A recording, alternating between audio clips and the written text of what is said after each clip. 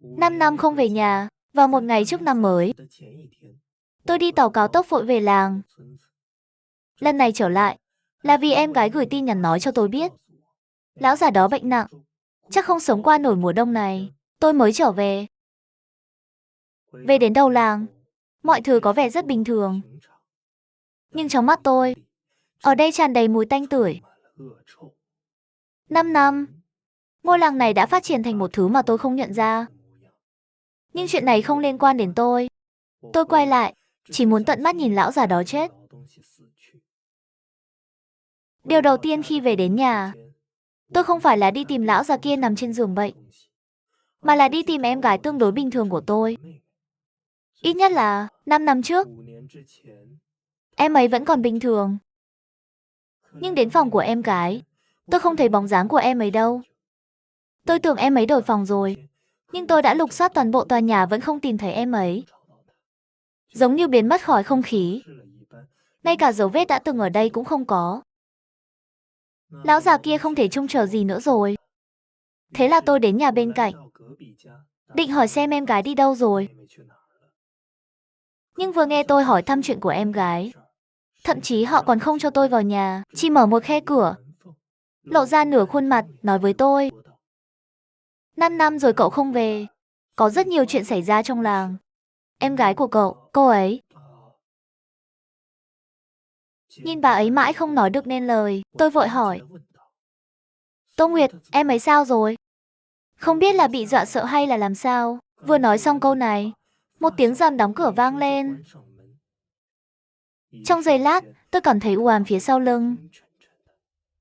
Sai đầu, chỉ thấy những người già trong làng đang ngồi trước cửa phơi nắng. Ánh mắt đều nhìn về phía tôi. Tôi vốn còn muốn hỏi thêm vài câu nữa, nhưng tôi luôn cảm thấy bầu không khí trong làng thật kỳ lạ, nên không hỏi nữa. Về đến nhà, việc đầu tiên tôi làm là gọi điện thoại cho em gái. Điện thoại vừa được coi, tôi đã nghe thấy tiếng chuông điện thoại. Tìm theo âm thanh, tôi tìm thấy ở trên điều hòa trong phòng của em gái tôi, điện thoại của em ấy. Vào khoảnh khắc ấn điện thoại sáng lên nhìn được màn hình điện thoại, đột nhiên khiến tôi nhăn mày. Trên đó bỗng chốc viết: Anh trai, cảm ơn anh. Tôi không hiểu câu này có nghĩa là gì. Điện thoại không có mật khẩu. Sau khi mở ra, ở trong phần ghi nhớ, tôi đã tìm thấy một lá thư em gái viết cho tôi. Anh trai, khi anh nhìn thấy bức thư này, em đã đi rồi, rời khỏi nơi này vĩnh viễn. Ngôi làng này đã giam cầm em 5 năm. Cảm ơn anh. Bởi vì anh đến em mới có thể rời đi. Đồng thời em cũng xin lỗi anh. Sự ra đi của em sẽ giữ anh ở nơi đây mãi mãi. Em đã chịu đựng được 5 năm. Nhưng lần này, em không thể chịu đựng được nữa. Cho nên, em mới gọi anh về, đổi với em. Xin lỗi anh. 5 năm anh không ở đây. Ngôi làng này càng ngày càng kỳ lạ. Trong làng thường sẽ có người chết. Nhưng đến ngày hôm sau, họ sẽ lại bình an vô sự đi lại trên đường. Em rất sợ. Đến nỗi không dám ra khỏi cửa nhà nữa. Sau đó cha bảo em đừng sợ. Những người đó chưa chết, mà là sống theo một cách khác. Cách này họ gọi là chiêu hồn. Năm đó ông ta ép chết mẹ, cũng chỉ là muốn mẹ thông qua phương thức chiêu hồn, vĩnh viễn ở lại cùng chúng ta. Chỉ là có chút sự cố, mới khiến cho mẹ thực sự qua đời.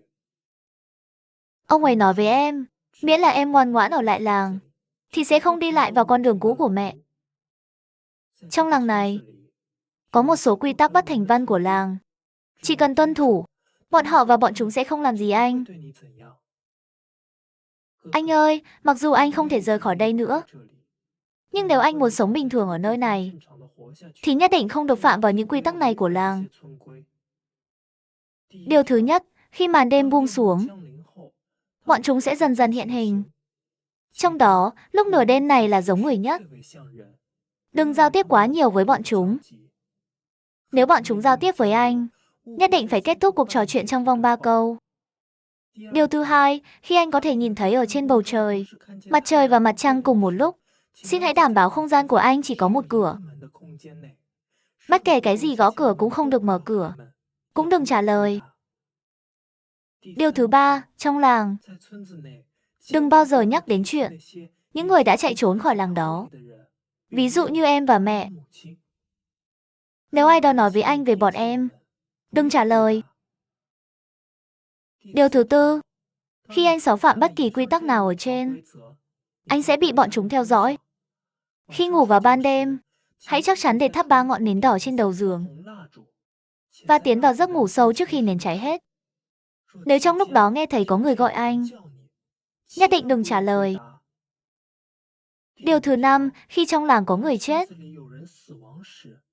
mỗi gia đình cần cử một người trong gia đình đến từ đường tổ tiên để tiến hành thống nhất nghi thức triệu hồi. Trong nghi lễ, phải hoàn toàn tuân theo hình thức tiến hành mà trưởng làng quy định. Điều thứ 6, nếu người chết là người thân trong nhà mà vừa vặn trùng với lễ hội, cần phải thực hiện 2 nghi thức chiêu hồn. Một trong những buổi chiêu hồn đó phải diễn ra lúc nửa đêm. Điều thứ 7, khi anh ở trong làng, thấy có người treo đèn lồng đỏ ở cửa, nghĩa là người nhà này đã chết. Tuyệt đối đừng vào, cũng đừng nhận lời mời làm khách của nhà họ. Điều thứ 8, vào ngày lễ. Bất kỳ ngày lễ nào, quy tắc đầu tiên của làng sẽ không còn sử dụng được nữa. Trong làng có thêm một phong tục tặng nhau hồng bao. Khi hậu bối gửi cho anh hồng bao, anh có thể đáp lễ bằng một hồng bao và từ chối. Nhưng tiền bối gửi hồng bao cho anh, bất kể thế nào cũng không được từ chối. Điều thứ 9, nếu anh đã nhận hồng bao, bên trong hồng bao hầu hết sẽ không phải là tiền mặt, mà là những gì họ muốn anh làm. Khi mở hồng bao, nhất định phải thắp một ngọn nến đỏ trước mặt anh. Trong tất cả hồng bao, chọn 3 điều anh cảm thấy rằng anh có thể làm, còn lại tiêu hủy hết. Điều thứ 10, khi anh đối đầu với những linh hồn đó, tuyệt đối đừng cố ý làm tổn thương chúng. Có lẽ anh có thể giành được chiến thắng lúc đó, nhưng hậu quả chắc chắn không phải là điều anh có thể gánh. Anh ơi, em chỉ có thể giúp anh được thế thôi. Nếu anh gặp phải những điều khác không thể giải quyết được, anh có thể đến tiệm tạp hóa ở đầu làng tìm một người tên là Quân Chính Lâm. Anh ấy là người có thể tin tưởng được. Mãi mãi yêu anh. Em gái Tô Nguyệt của anh. Hết tập 1. Trước khi kết thúc, bạn nhớ nhấn like và đăng ký kênh để mình có động lực làm thêm nhiều video hơn nhé. Hẹn gặp lại bạn trong những video sau.